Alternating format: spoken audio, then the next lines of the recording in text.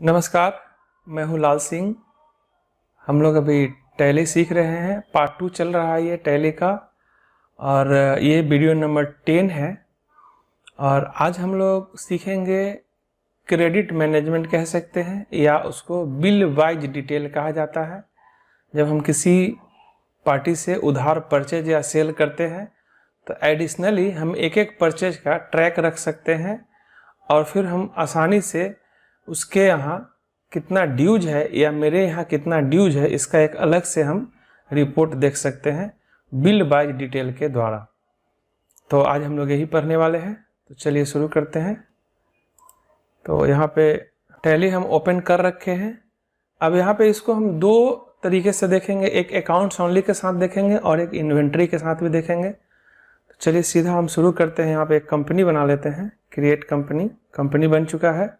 अब हम लोग आते हैं यहाँ पे अकाउंटिंग वाउचर्स में, F6 करते हैं, Alt C कैपिटल। अभी हम आपको यहाँ पे एग्जांपल दिखा रहे हैं, फिर बिल वाइज डिटेल के बारे में डिटेल में बात करेंगे। 1 लाख ले लिए और यहाँ कैश दे दिए।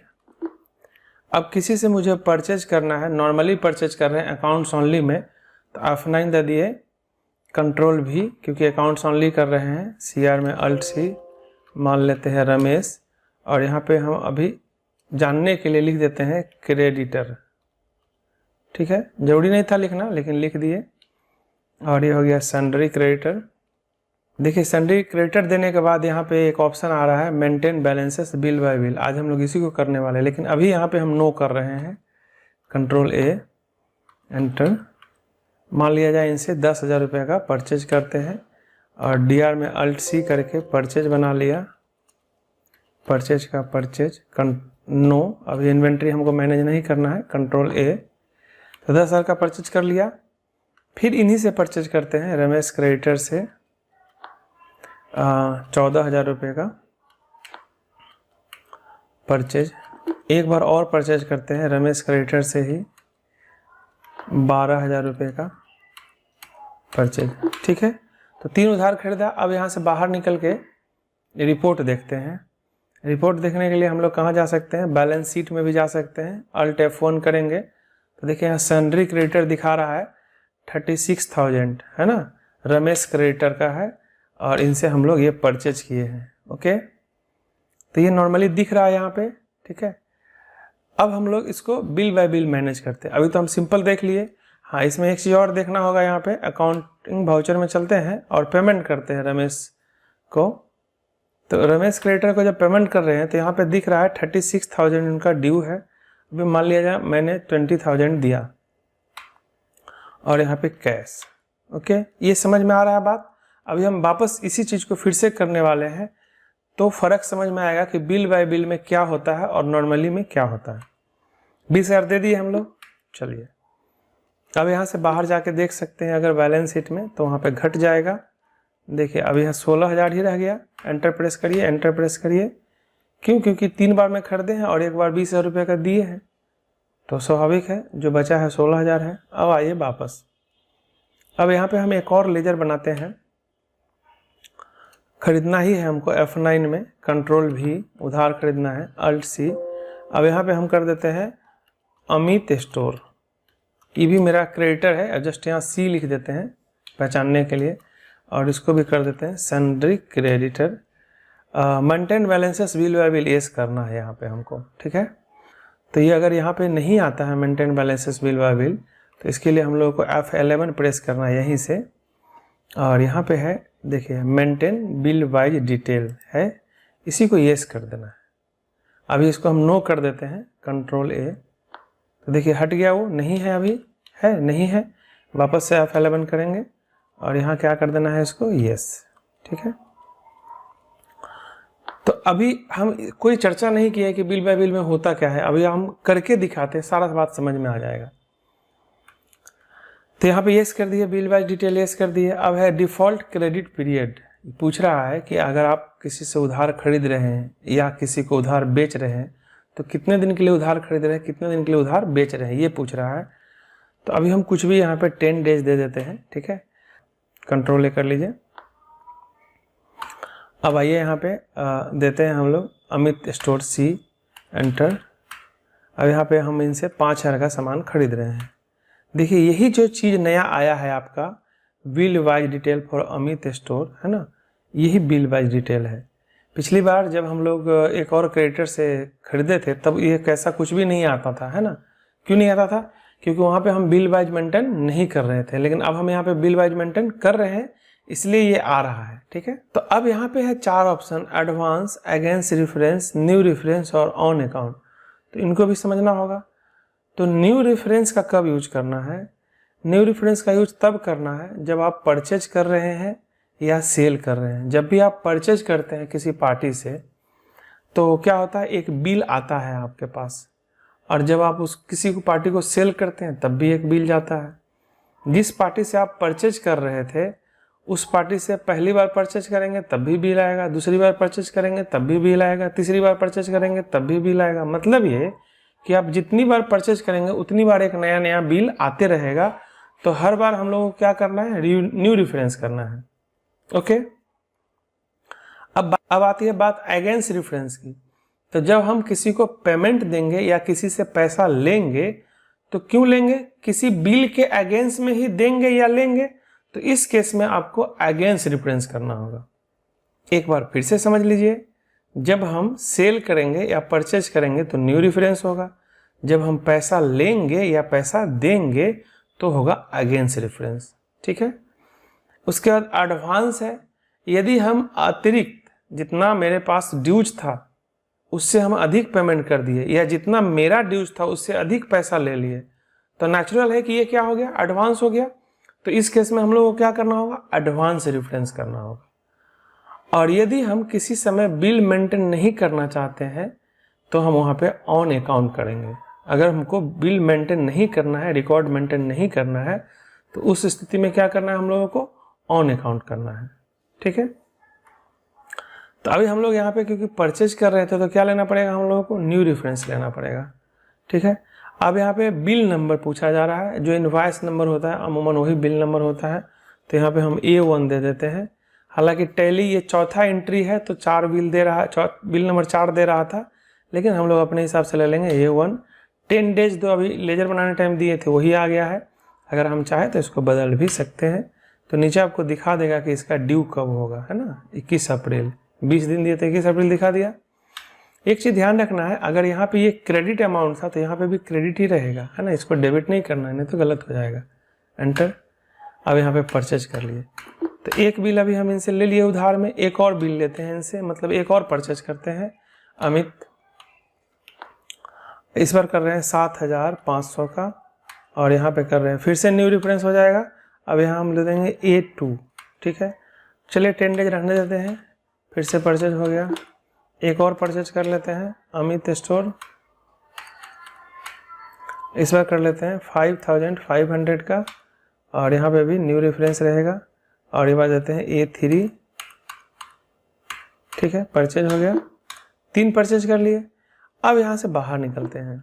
बाहर निकल के अब हम लोग यहाँ पे आते हैं डिस्प्ले में, और यहाँ पे एक अलग से स्टेटमेंट ऑफ अकाउंट रिपोर्ट बनता है, जो कि इस तरह का जब हम बिल बाय बिल मेंटेन करते हैं तो वहाँ पे एक अलग से रिपोर्ट हमको मिलता है स्टेटमेंट ऑफ अकाउंट में। आउटस्टैंडिंग, आउटस्टैंडिंग का मतलब यहाँ पे बाकी से है, ड्यू से है। आउटस्टैंडिंग में जाएंगे। अब यहाँ पूछा जा रहा है कि आपको क्या देखना है, जो रिसीव करना है वो देखना है या जो पेमेंट करना है वो देखना है। तो हम लोगों को अभी क्या करना है, पे करना है, तो पेएबल में जाएंगे। अब देखिए यहाँ पे दिख रहा है कि हम लोग, देखिए यहाँ क्या दिख रहा है, date, reference, party name, pending amount, है ना। तो अब यहाँ पे देखिए अमित स्टोर से हम लोग 5,000 रुपये का सामान खरीदे हैं जो बाकी है, जो मुझे देना है, और एक बार 7,500 का खरीदे हैं और एक बार 5,500 का खरीदे हैं। अगर यहाँ पे डिटेल किया जाए तो ये बताएगा कि किस बात का है। देखिए परचेज किए हैं, परचेज किए हैं, परचेज किए हैं। ठीक है, तो यहाँ पे ये हम लोगों को दिख रहा है कि ये ड्यूज है ना। यहाँ तभी दिखेगा जब आप बिल बाय बिल मेंटेन करेंगे। ठीक है, अब आगे आते हैं। अब हम लोग इनको पेमेंट करते हैं अमित स्टोर को, तो पेमेंट में आ जाएंगे, पेमेंट वाउचर। अब यहाँ पे देखिए अमित स्टोर कर रहे हैं, तो अब यहाँ पे कितना दिख रहा है, 18,000 दिख रहा है। ठीक है, अभी मान लीजिए इसमें से हम लोग देने वाले हैं 10,500, सपोज 10,500 ले लिए। एंटर प्रेस करते ही देखिए यहाँ पे क्या होने वाला है, यहाँ पे आपको आ गया वापस से बिल बाय बिल, और इस बार टैली अगेंस्ट रेफरेंस खुद ले रखा है। हम लोग अभी बात किए थे कि जब हम पैसा देते हैं या लेते हैं तो अगेंस्ट रेफरेंस होता है, ठीक है। तो अगेंस्ट रेफरेंस आया हुआ है। अब जैसे हम यहाँ एंटर प्रेस करेंगे अगेंस्ट रेफरेंस लेने के बाद, तो देखिए यहाँ पे जो बिल है, पेंडिंग बिल्स है, उसका डिटेल आ जाएगा, है ना। बिल वाइज बिल मेंटेन करने का क्या फ़ायदा हुआ कि हम लोग यहाँ हम लोगों को पता चल गया कि हम अमित स्टोर से 3 बार खरीदे थे, A1, A2, A3, यहाँ अलग अलग डेट रहता, आप अगर डेट मेंटेन करते तो, और यहाँ पे अलग अलग बैलेंसेस दिखा हुआ है और फाइनल बैलेंसेस दिखा हुआ है, ठीक है।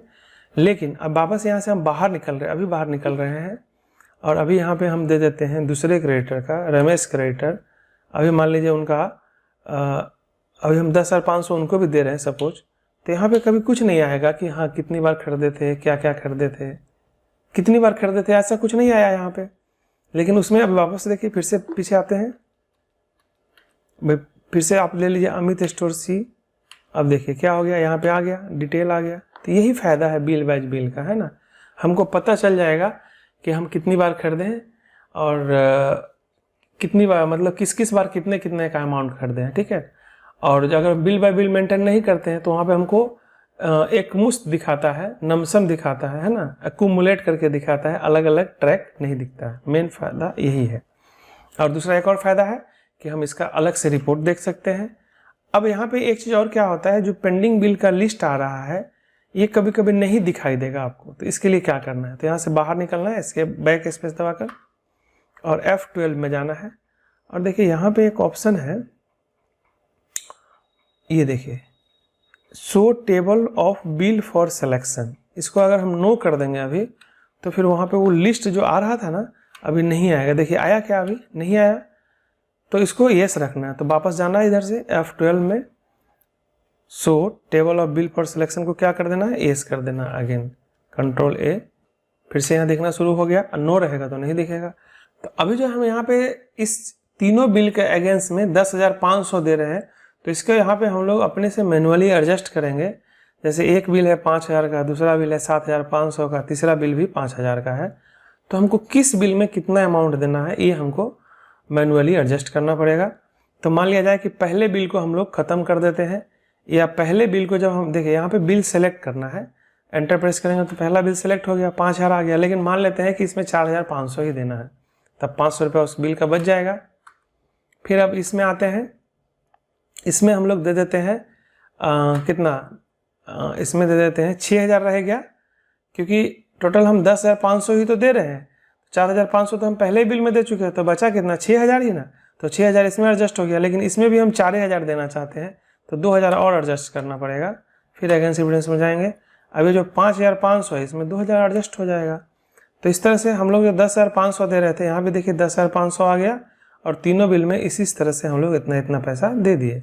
अब एंटर प्रेस करके यहाँ पे कैश दीजिए। अब देखिए यहाँ से बाहर निकलते हैं हम लोग।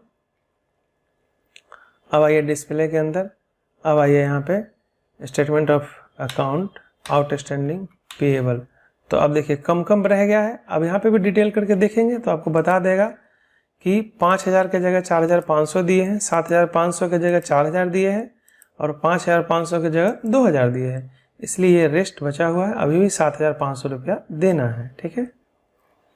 समझ रहे हैं बात। अगर हम लोग यहाँ पे एक और इनसे एंट्री कर ले, परचेज का कर लेते हैं, F9 control V, Amit store C, और मान लीजिए कुछ भी 6,000 का ही या 8,000 का परचेज कर लेते हैं। तो फिर से यहाँ न्यू डिफरेंस आ गया। अब इस बार A4 दे देंगे हम लोग, ये 10 डेज आ गया, या आप ले सकते हैं कुछ भी, 20 डेज ले लिए, और यहाँ परचेज ले लिए। अब अगर देखने जाएंगे हम लोग वापस से डिस्प्ले में, स्टेटमेंट ऑफ अकाउंट में, आउटस्टैंडिंग में, पेएबल में, तो देखिए एक और बिल आ गया, टोटल हो गया 15,500। तो इस तरह से हम लोग मेंटेन करते हैं। अब एक बार हम पूरा पैसा दे देते हैं, चलिए देखते हैं। अकाउंटिंग वाउचर्स, पेमेंट कर देते हैं अमित सी स्टोर का। यहाँ कितना है, 15,500 है, लेकिन अभी हम 15,500 नहीं दे रहे हैं, अभी हम दे रहे हैं 20,000। अब देखिए क्या होने वाला है, 20,000 दे रहे हैं मतलब क्या हुआ, जितना मेरे यहाँ बाकी था उससे अधिक दे रहे हैं, तो यही तो एडवांस हो जाएगा। चलिए अगेंस्ट रेफरेंस में आइए, सब बिल को एक एक करके सेलेक्ट करते जाएंगे। यहाँ लिए, एंटर प्रेस किए, इसको लिए, क्योंकि पैसा तो मेरे पास ज़्यादा है, जितना बिल ड्यूज है उससे अधिक हम दे रहे हैं, तो यहाँ सारा बिल खत्म ही होगा। तो एक एक करके एंटर प्रेस करते जा रहा है, तो सारा बिल तो खत्म हो गया। लेकिन अभी भी हम लोग यहाँ दिए थे कितना, 20,000 दे रहे हैं, और अभी टोटल एडजस्टमेंट कितना का हुआ है, 15,500 का ही हुआ है। तो 4,500 अभी एडजस्टमेंट करना है। तो अब क्या है, अब तो कोई बिल है नहीं है। तो इसी केस में हम लोग को क्या करना पड़ेगा, एडवांस करना पड़ेगा। जब हम अधिक पैसा देंगे तो हमको एडवांस करना पड़ेगा, तो एडवांस ले लिए। अब यहाँ पे आप चाहे तो A5 दे सकते हैं, ठीक है। 10 डेज के लिए एडवांस दे रहे हैं, 20 डेज के लिए दे रहे हैं, 15 डेज के लिए, जो भी डेट के लिए दे रहे हैं आप यहाँ दे सकते हैं। और 4,500 रुपया अब हमारा एडवांस हो गया। अब यहाँ कैश कर देते हैं। अब चल के देखते हैं डिस्प्ले के अंदर, statement of account, outstanding, payable में जाके देखिए, अब कुछ भी हमको पे नहीं करना है क्योंकि सारा पैसा हम दे चुके हैं। अब देखते हैं पेएबल में तो नहीं, उल्टा देखते हैं रिसीवेबल में। तो देखिए रिसीवेबल में अमित स्टोर जो कि क्रेडिटर है, उनके यहाँ मेरा 4,500 रुपया है। एंटर प्रेस कर सकते हैं। यहाँ पे किस बात का है, हम पेमेंट कर रखे हैं, या यहाँ पे आप डिटेल में करिए चाहे एंटर करिए, बात एक ही है ना। तो अभी यहाँ क्या दिखाया कि हम लोग इनसे 4,500 रिसीव करने वाले हैं। क्यों, क्योंकि हम इनको पेमेंट कर चुके हैं। अब यहाँ से बाहर निकलिए। अगर आप यहाँ पे बैलेंस शीट में भी देखना चाहते हो तो देख लीजिए। देखिए यहाँ पे आइए, एंटर प्रेस करिए, तो यहाँ पे अमित सी स्टोर अब डेबिट में दिख रहा है, और जिसका मेरे तरफ बाकी है वो क्रेडिट में दिख रहा है, और मैं जिसको एडवांस दे रखा हूँ वो कहाँ दिख रहा है, डेबिट में दिख रहा है ना। अब अमित स्टोर से फिर से सामान खरीदते हैं, तो फिर से F9 में आ जाएंगे, कंट्रोल भी कर देंगे। अब CR में अमित स्टोर से खरीद रहे हैं, तो CR में अमित स्टोर दे दिए। अब यहाँ पे हम मान लीजिए खरीद रहे हैं 12,000 का, ठीक है, एंटर। तो ये न्यू रेफरेंस लेगा, लेकिन अमित स्टोर के यहाँ हम लोगों का एक 4,500 रुपया का एडवांस बिल है, तो उसको भी तो एडजस्ट करना है, उसको तो छोड़ना नहीं है।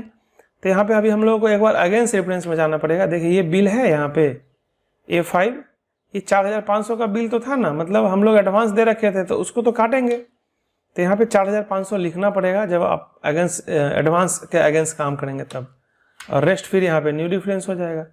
क्योंकि 12,000 का खरीद रहे हैं, लेकिन 4,500 तो मेरा ही था उसके तरफ, तो पहले तो वो काटेंगे, और फिर अब न्यू डिफरेंस में एक बिल आ जाएगा, A6 दे दीजिए, जो कि 7,500 का हो गया, ठीक है।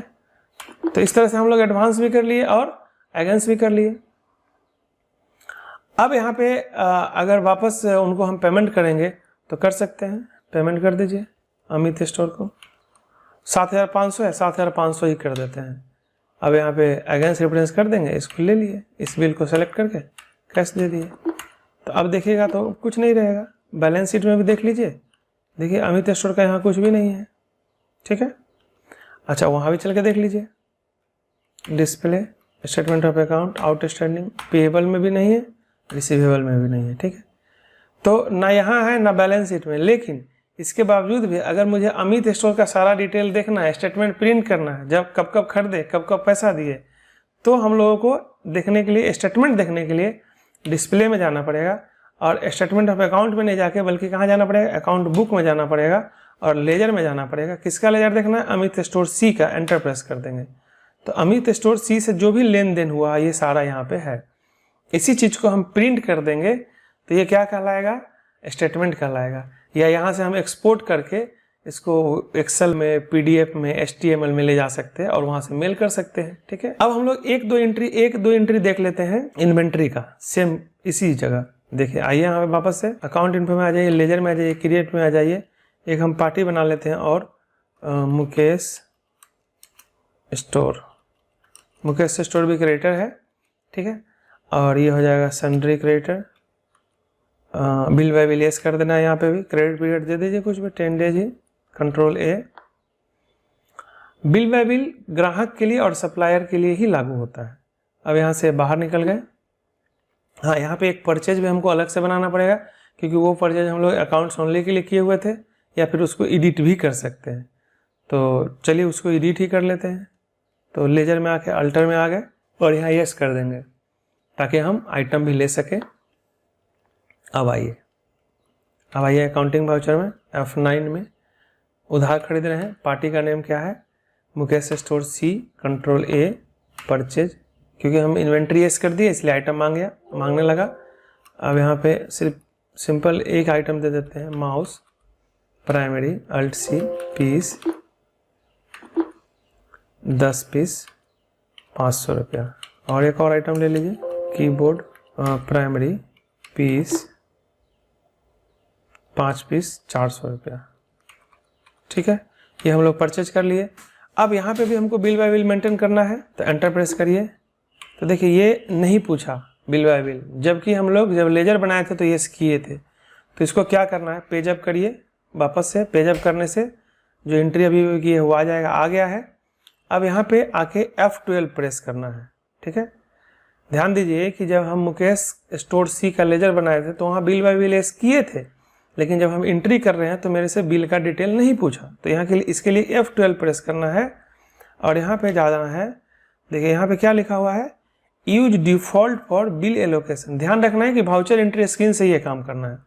इसको अभी एस के बदले नो कर देना है। अब देखिए डाउन एरो की से नीचे आ जाइए और एंटर प्रेस करिए। अब देखिए ये पूछ रहा है। तो जब हम इन्वेंट्री कर रहे हैं और हम बिल बाय बिल एस कर दिए लेजर बनाने समय, फिर भी अगर नहीं पूछ रहा है तो क्या करना था हम लोगों को, F12 प्रेस करके वापस देख ही लीजिए एक बार फिर से। F12 प्रेस करना था और यही ऑप्शन है, use for default for bill allocation को नो कर देना, एस नहीं रखना है, नो। चलिए अब यहाँ पूछेगा तो पूछ रहा है तो अगेन न्यू रेफरेंस दे देंगे। अब कंसेप्ट वही रहेगा, हम यहाँ पे ये दिखाना चाह रहे थे कि इन्वेंट्री में कैसे इसको करना है, बाद बाकी सारा कंसेप्ट वही रहेगा। M1 दे दिए। ठीक है, चलिए एक और खरीद लेते हैं, Mukesh store C, control A, purchase. फिर माउस खरीदते हैं, इस बार हम लोग 3 पीस खरीदते हैं। फिर कीबोर्ड खरीदते हैं, 2 पीस खरीदते हैं। फिर से एक बिल आ जाएगा नया, फिर न्यू रेफरेंस आ गया M2। ठीक है, अगेन अगर पेमेंट करेंगे पेमेंट कर दीजिए। तो पेमेंट करने में तो इन्वेंटरी का कोई मतलब ही नहीं है। मुकेश स्टोर सी कर देते हैं, 9300 है, अभी हम लोग यहाँ पे 6000 पेमेंट कर रहे हैं।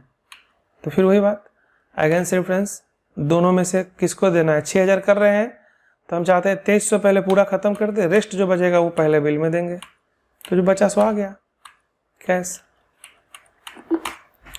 सेम कंडीशन किस में है, सेल करने में भी है। अगर आपको सेल करना है तो वहाँ पे भी न्यू रेफरेंस होगा, पैसा उससे लेना है तो अगेंस्ट रेफरेंस होगा, जाके देखेंगे एडवांस होगा। जैसा परचेज में होता है वैसा सेल में होता है। तो एक बार वापस इसका रिपोर्ट देख लेते हैं हम लोग। यहाँ पे display statement of account outstanding payable, देखिए यहाँ आ रहा है। परचेज किए थे 7000 का, इसमें क्या क्या परचेज किए थे और पेमेंट किए हैं 3700 इसमें, है ना। तो इस तरह से हम लोग बिल बाय बिल मेंटेन कर सकते हैं। इसको क्रेडिट मैनेजमेंट भी बोला जाता है।